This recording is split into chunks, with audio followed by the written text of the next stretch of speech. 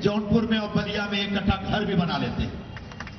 ऐसे मेहनत लोगों को जो सताने का जो यहां पे कार्यक्रम चलता है, उसके खिलाफ हमारा पहला प्रस्ताव है कि मुंबई महानगर पालिका तत्काल फेरी वाला कानून लागू करे। और मैं चाहता हूं कि इसके लिए आप लोग तालियां बजा करके इस प्रस्ताव का समर्थन करें। दूसरा, एक गरीब वर्ग मुंबई में जो रहता है उत्तर भारतीय, वो ऑटो चलाने वाला और टैक्सी चलाने वाला। इसमें बहुत सारे हमारे ऑटो वाले, टैक्सी वाले भी आए हैं। कुछ आने वाले थे, कुछ इधर रह गए, कुछ उधर रह गए, कि यहां फंसे गए, वहां फंसे, सब चल रहा है सबसे।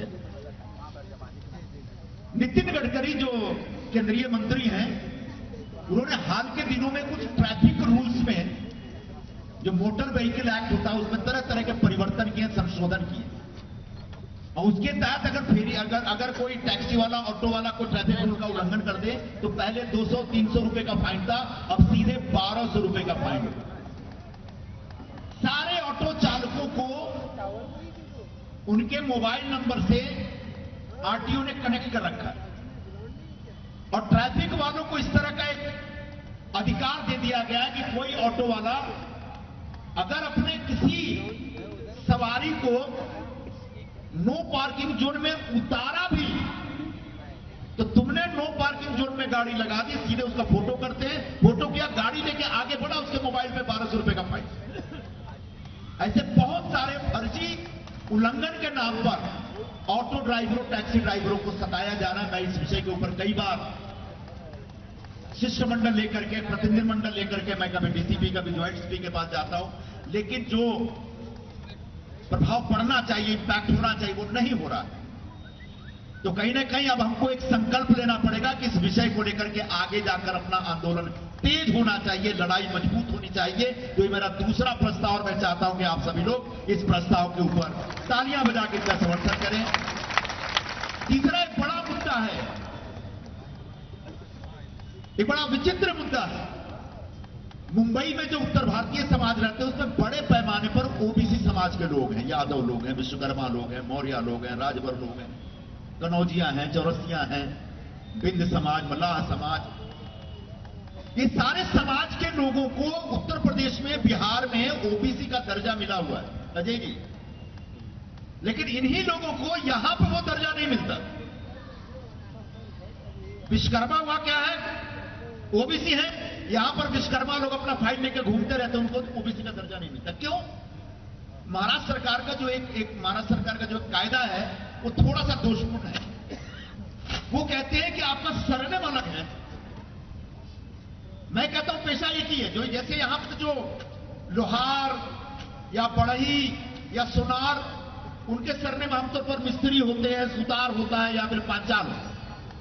वही पेशा करने वाले जो यूपी में और बिहार में बैठे, उनका सरनेम होता है विश्वकर्मा और शर्मा। तो चूंकि विश्वकर्मा सरनेम कोई महाराष्ट्र में नहीं है, शर्मा सरनेम कोई महाराष्ट्र में नहीं है, इसलिए इनको रिकॉग्नाइज नहीं किया जाता एज ए ओबीसी, और ये बेचारे भटकते रहते हैं फाइल। आज अन्याय ये है कि एक देश है, एक कानून है, लेकिन एक भाई वहां पर ओबीसी है, दूसरे भाई को यहां ओबीसी का दर्जा नहीं मिलता। ये लड़ाई में 3-4 साल से मैंने शुरू किया। जब फडणवीस मुख्यमंत्री हुआ करते तब उनके पास लेके गया था, उन्होंने कुछ अधिकारियों से जोड़ दिया, और आखिरकार कहीं ना कहीं इस विषय को दबा के रखना और आगे नहीं आने दे रहा है। ऐसा एक षड्यंत्र रचा गया है महाराष्ट्र सरकार की तरफ से। तो मैं तीसरा प्रस्ताव ये रख रहा हूं कि महाराष्ट्र सरकार, मैं मुख्यमंत्री को चिट्ठी भी लिख रहा हूं, महाराष्ट्र सरकार मुंबई और एमएमआर जोन में, मुंबई और आसपास के इलाके में जो उत्तर भारतीय ओबीसी समाज के लोग रहते हैं, उनका जातीय जनगणना का कार्यक्रम शुरू करे और आइडेंटिफाई करे कि कितने ओबीसी लोग हैं, उनकी जाति क्या, उनका पेशा क्या है, उनके सरनेम के आधार पर। चूंकि सरनेम महाराष्ट्र का नहीं है, इसलिए वो बिल्कुल हमारी दुनिया से अलग दुनिया के हैं या ओबीसी नहीं है, ये भूमिका न ले। तो एक जातीय जनगणना का प्रस्ताव ओबीसी समाज के लिए।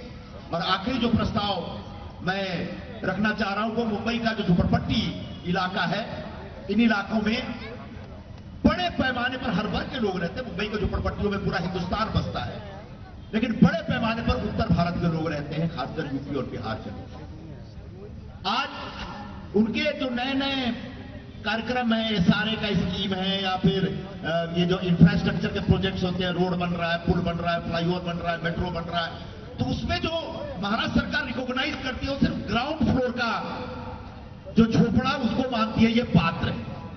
अब हालात क्या है कि पिछले 25-30 वर्षों में लोगों का परिवार बढ़ गया, लोगों ने 1+1 बना लिया। तो ग्राउंड फ्लोर में खुद रहते, ऊपर बेटा और बहू रहता है।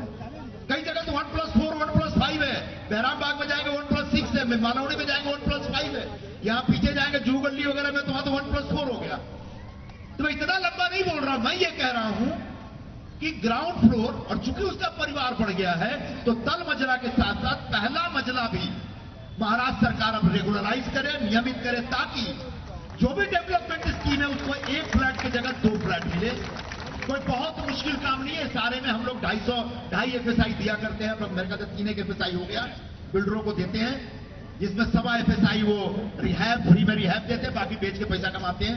आप 2.5 FSI की जगह 4-5 FSI कर दीजिए, बिल्डर को जो कमाना कमाने दीजिए, लेकिन हर झोपड़ावासी को एक उसका जो तल मंजिला का घर +1 है, ग्राउंड +1 के बदले 2 फ्लैट मिलना चाहिए, ताकि वो अपने परिवार के साथ, अपने बच्चों के साथ, बहू के साथ, पूरे परिवार के साथ 2 घर में रह सके। तो ये मेरा चौथा प्रस्ताव और मैं चाहूंगा कि आप लोग इस प्रस्ताव का समर्थन करें। और इस प्रस्ताव को सिर्फ यहां मैं रख नहीं रहा हूं, इन विषयों को लेकर के लोगों के बीच जाना है और इन विषयों को लेकर के लोगों के बीच जोरदार प्रचार करना है। और आगे जरूरत पड़ी तो लड़ाई भी लड़नी पड़ेगी। अब लड़वा लो कि नहीं बताओ, मैदान में उतरवा कि नहीं बताओ। तो मैदान में जब उतरे के बाद ये 4-5 मुद्दा लेके सड़क पर उतरे के कार्यक्रम बनावे के बाद पूरा उत्तर भारतीय ओबीसी समाज को लेकर के मैं आने वाले दिनों में मुख्यमंत्री से टाइम लेगा। सब लोग आइएगा, जो भी चौरसिया कनौजिया और हमारे साथी लोग हैं, उसका झोपड़पट्टी वाले मुद्दे पर भी हम आगे लड़ाई लड़ेंगे। तो एक पूरा आने वाले दिनों में एक आंदोलन तेज करने का, तीव्र करने का एक ऐसा एक अभियान है और इस अभियान की आज शुरुआत हो रही है। इस अभियान का आज यहां पर आगाज हो रहा है। एबीपी माझा, उघडा डोळे बघा नीट।